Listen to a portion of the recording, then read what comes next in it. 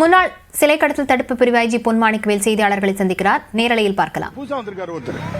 புதுசா வந்திருக்காரு.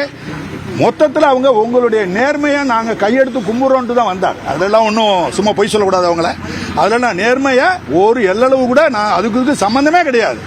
இன்வெஸ்டிகேஷன்ல ஒரு ஆள் மேல கேஸ் போட்டிருக்கீங்க. யார் மேல? ஒரு டிஎஸ்பி மேல.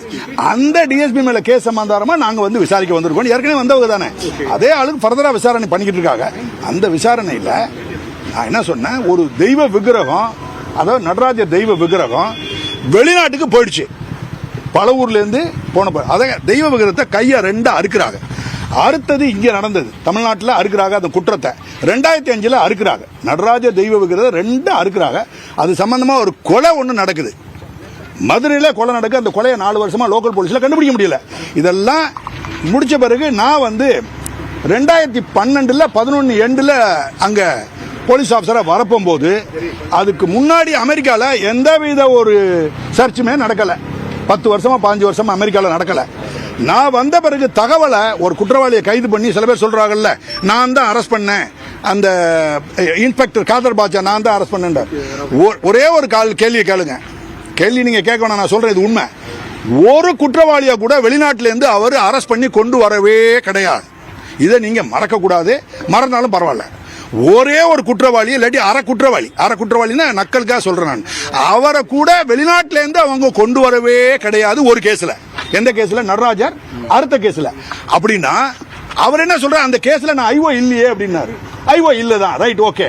ஆனா இன்னொருத்தர் ஜீவானந்தன் ஒருத்தர் இன்வெஸ்டிகேட் பண்ணாரு. சர்ச் பண்ண போகும்போது அந்த வீட்டில் போய் இதே மாதிரி சர்ச் பண்ண இன்வெஸ்டிகேட் பண்ணும்போது கூட போயிருக்காரு. போனது அவருடைய பெயர் அந்த ஜீவானந்தன் எழுதுறாரு. இவரும் கூட இருந்தாரு. இவரும் அசஸ் பண்ணாரு.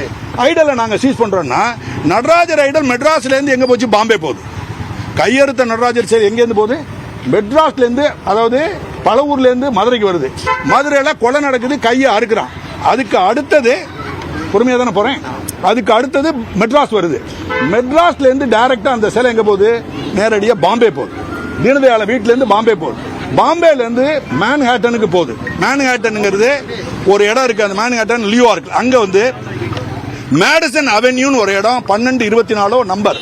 அந்த நம்பர் தான் ஆர்ட் ஆஃப் த பாஸ்ட் சொல்லி ஒரு வெளிநாட்டுக்காரன், உங்களுக்கு தெரியும், சுபாஷ் சந்திர கபூரை அரெஸ்ட் பண்ணி நாங்க கொண்டாந்து உள்ள வச்சு தண்டனை வாங்கி இன்னொரு 10 வருஷத்துக்கு மேல உள்ள கிடக்குறான். நல்லா கவனிங்க. அந்த இதுக்கெல்லாம் என்ன பிரச்சனை அப்படின்னு கேட்டீங்கன்னா, என்ன சார் விடாம நீங்களும் அவரை விரட்டுறீங்க, அவரும் உங்களை விரட்டுறாங்க. அவரை விரட்டல, இந்த கேஸ் நம்மளே விரட்டுது. நானும் இன்னைக்கு ரிட்டையர் ஆன பிறகும் செய்யலாம்னு சொல்றீங்க. நல்லா யோசிக்கிறோம். இன்ன வரைக்கும் எந்த பார்ட்டியிலும் சேரல. சும்மா ஆளாளுக்கு அதுல போவாங்க, இதுல போவாங்க, அப்பாயின்மெண்ட் வாங்குவாங்க சொல்லி இல்லைன்னா பார்த்தாங்க. அதெல்லாம் நடக்கல, இன்னமும் நடக்காது. மண்டே போடுற வரைக்கும் அதெல்லாம் எந்த கட்சிக்கோ அதுக்கெல்லாம் நான் போக மாட்டேன். போறதுக்கு வேண்டிய இன்ட்ரெஸ்ட் எனக்கு இல்லை, இருக்கட்டும். அதனால பர்சனல். ரெண்டாவது, நேர்மையை பத்தி ஒரு எல்லையில கூட எவனும் பேச முடியாது, எவனும் பேச முடியாது. வந்தவங்களும் அதெல்லாம் கையெடுத்து கொண்டு போனாங்க. சோ அதெல்லாம் வேற. இப்ப வழக்குல இந்த ஆளை வம்பா நீங்க உள்ள போட்டுட்டீங்கிற பிரச்சனை, குற்றச்சாட்டு இருக்கு இல்லையா? அந்த குற்றச்சாட்டுக்கு தான் சொல்றேன். அப்படின்னா தீனதயாளன் வீட்டில் வந்து சர்ச் பண்ண போகும்போது கூட இருக்கிற அதிகாரி எல்லாரும் கையெழுத்து போடுறாங்க. அப்ப இவரும் கையெழுத்து போடுறாரு. அப்ப ரிமாண்ட் ரிப்போர்ட்ல என் கூட காதர் பாட்சா இருந்தாருன்னு சொல்லி ஜீவானந்தன் எழுதுறாரு. அதே ஜீவானந்தன் என்ன எழுதுறாரு? திருப்பி தன்னுடைய கேஸ் டைரியில எழுதுறாரு, இவர் இருந்தாருன்னு சொல்றாங்க. சென்னையில நான் டியூட்டி, எனக்கு மதுரையில சம்பந்தமே இல்ல. அந்த மாதிரி அது நான் சொல்லல. உங்களுடைய இல்ல, காதர் பாட்சா சொல்லத்தானே சார் செய்வாரு. எப்படி கேட்டீங்கன்னா, அப்படி இல்லாதவரை எழுதியிருந்தா, ஜீவானந்தன் எழுதியிருந்தா எவ்வளவு பெரிய பிரச்சனைக்கு உள்ளா இருக்கும். ஏன் அவர் மேல நீங்க நடவடிக்கை எடுக்கல? பெரிய தப்பா போயிடும் இல்லையா? ஒரு ஆள் வரலையே, 4-5 பேர் வந்திருக்காங்களா? 4-5 பேர் நாங்க சார் அதெல்லாம் மாட்டு கத்துக்கல. அதெல்லாம் உச்சக்கட்ட பொய். அதுல ஒன்றும் சந்தேகம் இல்லை. உள்ள இருந்தது உண்மை.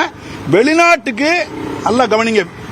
மதுரையில திருநெல்வேலியில் கொள்ளையடிக்கிறதுல இருந்து மெட்ராஸ் வரைக்கும் ஏ டிரான்சாக்சன் வச்சுக்கிடுங்க. ஏ குற்றம். அப்புறம் மெட்ராஸ்ல இருந்து பாம்பே போகுது, அது பி குற்றவாளின்னு பி டிரான்சாக்சன் வச்சுடுங்க. பாம்பேல இருந்து நேரடியா மேன்ஹாட்டனுக்கு போகுது, நியூயார்க், அது சி டிரான்சாக்சன் வச்சுக்கிடுங்க. ஏபிசி ஆயிடுச்சு. அப்புறம் மேன்ஹாட்டன்ல இருந்து லண்டனுக்கு அது போகுது. எல்லாம் கவனிங்க, எவ்வளவு பெரிய மேட்ச. லண்டனுக்கு போகுது, அது ஏபிசி டின்னு வச்சுக்கிடுங்க. அப்போ லண்டன்ல இருந்து திருப்பி என்ன செய்யுது? கையை ஒட்ட வைக்கிறான். லண்டன்ல நீல் பெரிஸ் ஸ்மித்னு ஒரு குற்றவாளி. அந்த குற்றவாளி இந்த சிலையை ரிப்பேர் பண்றதுக்கு 1,30,00,000 ரூபாய் அவங்க ரிப்பேர் கையை சேர்க்கறதுக்கு. சோ அந்த ஐடலோட போட்டோ காப்பி அவங்கள்ட்ட இல்ல. அப்ப நான் 3 போட்டோ காப்பியை கொடுத்துருக்கேன். எப்ப? ஒன்னு திருண்ண போது எடுத்த போட்டோ, திருண்ணதுக்கு பிறகு கையை அறுத்த போட்டோ, கையை அறுத்ததோட வெளிநாட்டுக்கு போச்சு, வெளிநாட்டுல போய் லண்டன்ல கையை சேர்த்து வைக்கிற ரஃபா இருக்கு, அப்புறம் பாலிஷ் பண்றாங்க. அந்த மாதிரி 3 செட்டப் 4 செட்டப் போட்டோகிராஃபி அவங்களுக்கு கொடுக்க போகும்போது தான் தெரியுது. இப்ப போனது உண்மை. அப்புறம் இது போக திருப்பி மேன்ஹாட்டன் வந்திருக்கு, அது டி. அப்புறம் மேன்ஹாட்டன்ல இருந்து அமெரிக்கால இருந்து திருப்பி தமிழ்நாட்டுக்கு வருது, அது டி போட்டு ABCDEF. இவ்வளோ டிரான்சாக்ஷன் நடக்க போகும்போது ஏஐ மட்டும்தான் இவங்க இன்வெஸ்டிகேட் பண்றாங்க. அப்படின்னு என்ன, திருநெல்வேலி நடக்குது, மெட்ராஸுக்கு வருது, மெட்ராஸ்ல இவங்க பிடிச்சி விட்டது மாதிரி. அப்ப பிஏ மறைக்கிறாங்கன்னா அதுக்கு சம்பந்தப்பட்ட குற்றவாளியை விடுறாங்க. அதுக்கடுத்து சி வந்து எங்க இருக்கு, பாம்பேல இருந்து வெளிநாட்டுக்கு அதுக்கு வேண்டிய குற்றவாளியை அவங்க மறைக்கிறாங்க. சில இருந்து டிக்கு போகுது, கையை பொறுத்துனா அவன் குற்றவாளி இல்லையா? அப்படி அவன் குற்றவாளி இல்லை நீங்களும் சொன்னீங்கனாலும் சரி, இங்க யார் சொன்னாலும் சரி, சுப்ரீம் கோர்ட்ல சொன்னாலும் சரி, ஹைகோர்ட்ல அவன் குற்றவாளி இல்லைன்னு சொன்னா கூட அவன் என்ன செஞ்சான், நான் தான் ஏன் குற்றவாளி அப்படின்னு சொல்லி அமெரிக்காவில் இருக்கக்கூடிய supreme court of New York, county of நியூயார்க்ல அப்பியர் ஆயிடுறான். அவனே உடையந்துறான் லாயரோட, கையெடுத்து கும்பிட்டு நான் பண்ணது தப்பு, இவ்வளோ ஐடல்களை இவங்களுக்கு பண்ணி கொடுத்ததுலாம் உண்மைதான். இந்த நடராஜர் ஐடல் நம்ம 73 கவுண்ட் நம்பர் 73, இதெல்லாம் எப்படி தெரியும் எனக்கு. நடராஜர் ஐடல் பண்றாங்க, நான் தான் பண்ணி கொடுத்தேன், இதுக்கு இவ்வளவு ரூபா வாங்கினேன், எனக்கு பார்த்து தண்டனையை குறைங்க அப்படின்னு ஆஜராயிடுறாரு. ஆஜரான பிறகு அதெல்லாம் எடுத்துக்கிட்டு அந்த கேஸ் எல்லாம் அந்த கேஸ் நம்பர் அவங்கள்ட்ட கொடுத்துருக்கேன், அவங்களுக்கு தெரியல. இங்க எப்படி நடக்குதோ அதே மாதிரி அமெரிக்காவில் ஒரு கேஸ் நடந்துகிட்டு இருக்கு. அந்த கேஸ் அப்படியே டீட்டெயில் உங்களுக்கு எல்லாருக்கும் கொடுத்துருக்கேன், கிடைக்காது இவங்களுக்கு. இவங்க போய் வாங்கறதுக்குள்ள தெரியுமில்ல உங்களுக்கு எத்தனை வருஷம் ஆகும் தெரியாதா?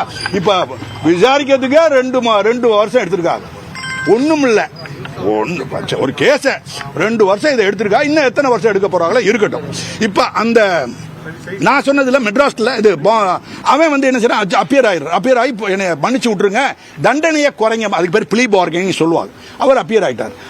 அப்பியர் ஆன பிறகு அவரை இன்னும் தண்டனை கொடுக்காம வச்சிருக்காங்க. காரணம், அந்த கேஸ்ல முக்கியமான குற்றவாளி சுபாஷ் சந்திர கபூர்.